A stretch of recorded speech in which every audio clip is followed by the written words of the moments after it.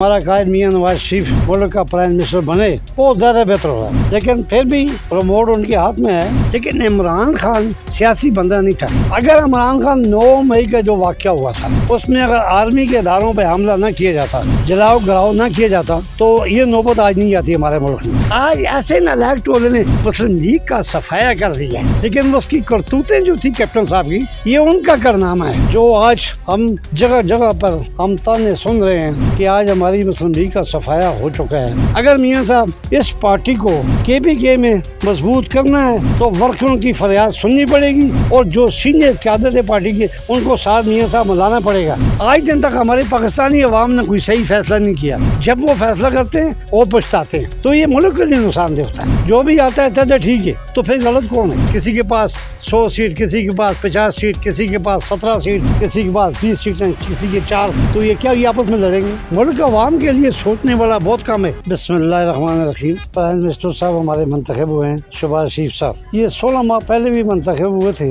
लेकिन उस वक्त की सूरत-ए-हाल की और आज की सूरत-ए-हाल में बड़ा फर्क है। उस वक्त की सूरत-ए-हाल में हमारे कायद जो थे, हमारे पार्टी के कायद मियां मोहम्मद नवाज शरीफ साहब उस वक्त मुल्क में मौजूद नहीं थे। कि इस वक्त हमारा कायद मियां नवाज शरीफ पाकिस्तान में मौजूद है। तो उम्मीद है कि ये इंशाल्लाह मियां नवाज शरीफ की क़यादत में जो आज प्राइम मिनिस्टर का हलफी हुआ है, मुंतखब हुए हैं, तो उम्मीद है कि इसका रिजल्ट अच्छा आएगा। जो मुस्लिम लीग का नवाज शरीफ का शदाई है, बिल्कुल उनकी यही डिमांड थी कि हमारा कायद मियां नवाज शरीफ मुल्क का प्राइम मिनिस्टर बने, बहुत ज्यादा बेहतर होगा। लेकिन फिर भी प्रमोट उनके हाथ में है। अल्लाह के फजल से वो कुछ न कुछ करेंगे इस मुल्क के लिए। कि मेरा इस पार्टी के साथ 36 साल से ताल्लुक रहा है। KPK में जो टीम मसलत की गई थी, जो हमारे कायद मियां नवाज शरीफ ने मसलत की थी, वो टीम उस मेयार पर नहीं उतर सकी और उसने पार्टी को KPK में बिल्कुल पार्टी को दो लख्त कर दिया और पार्टी को तबाह कर दिया। तो सद्दाम मेहताब ने इस पार्टी की बुनियाद रखी थी KPK में, और मियां साहब के साथ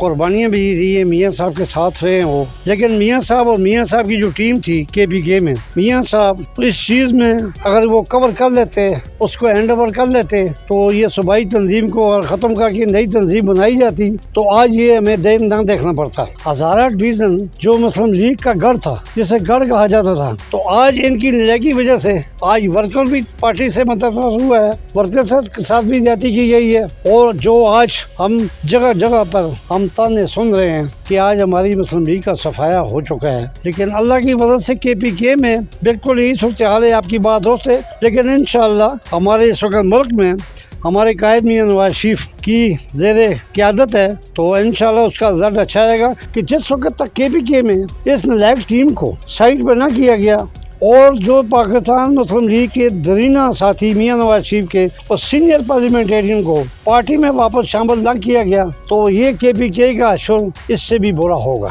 ये तो ऐसे चिमटो हैं इक़्तिदार के पीछे, तो हर जगह पे सेल्फी पे ऐसे मुंह देते हैं, सब्जी बनाते हैं, ऐसे बनाते हैं, और आपको शर्म आनी चाहिए यार। आपकी करकर्दी क्या है KPK में? आपने क्या किया KPK में? अगर मियां साहब इस पार्टी को KPK में मजबूत करना है तो वर्करों की फरियाद सुननी पड़ेगी, वर्करों की बात सुननी पड़ेगी, और जो सीनियर क़यादत है पार्टी के उनको साथ मियां साहब मिलाना पड़ेगा। अगर यही सूरत-ए-हाल चलता रहे तो फिर हम वर्कर भी मजबूर होकर, बेबस होकर अपने किसी दूसरे रुख का चुनाव करना पड़ेगा। जिस पार्टी ने अपने वर्करों को नजरअंदाज किया, अपने वर्करों को इस्तेमाल किया, तो आज आप देख लें वो कैसे छुप छुप के गैलरी में सब्जियां बना रहे हैं। अगर उनकी में अक्ल होती तो आज एक प्लेटफार्म पे, अब हमारे ठीक है, हमारा सूबाई जनरल सेक्रेटरी हम तो पहले भी नहीं मानते, आज नहीं मानते, लेकिन आज अगर कौमी असम्बली में बैठो तो हमारी मुस्लिम लीग के लिए फख्र था। अगर सद्दाम मेहताब साहब, अगर ये जो हमारे सूबाई मेंबर थे उधर बैठते, तो हमारी आज हमारी अदारे में क्या पहचान थी, क्या मुस्लिम लीग? आज ऐसे नालायक टोले ने मुस्लिम लीग का सफाया कर दिया है, सिर्फ अपनी जाती मफाद के लिए। जिस 5 के टोले का जो कन्वीनर था, वो बिल्कुल दुरुस्त बात है, वो कैप्टन साहब ही कर रहा था। ये खराबियां सारी उसी ने पैदा की हैं, लेकिन उसकी करतूतें जो थी कैप्टन साहब की, ये उनका कारनामा है। वर्कों को साइड पे करो, वर्करों को इधर ले जाओ, वर्करों को उधर ले जाओ। क्यों कि उनके अपने मजे थे। लेकिन इमरान खान सियासी बंदा नहीं था। अगर इमरान खान 9 मई का जो वाक़या हुआ था उसमें अगर आर्मी के इदारों पे हमला न किया जाता, जलाओ गिराओ न किया जाता, तो ये नौबत आज नहीं आती हमारे मुल्क में। तो मैं तो यही कहता हूँ कि उसके तादियों को मैसेज यही है कि इस वक्त मुल्क होगा, सियासत भी होगी, सब कुछ होगा। अगर मुल्क को ये लोग अपनी कुर्सी के लिए, अपनी जाती मफाद के लिए मुल्क को दाव पे लगा रहे हैं तो ये अच्छी बात नहीं है। इमरान खान के जो चुपलोस टोला है अच्छा लीडर होगा, मैं ये नहीं कहता हूँ, लेकिन उसके आगे पीछे जो चुपलोस टोला है, जिस टोले ने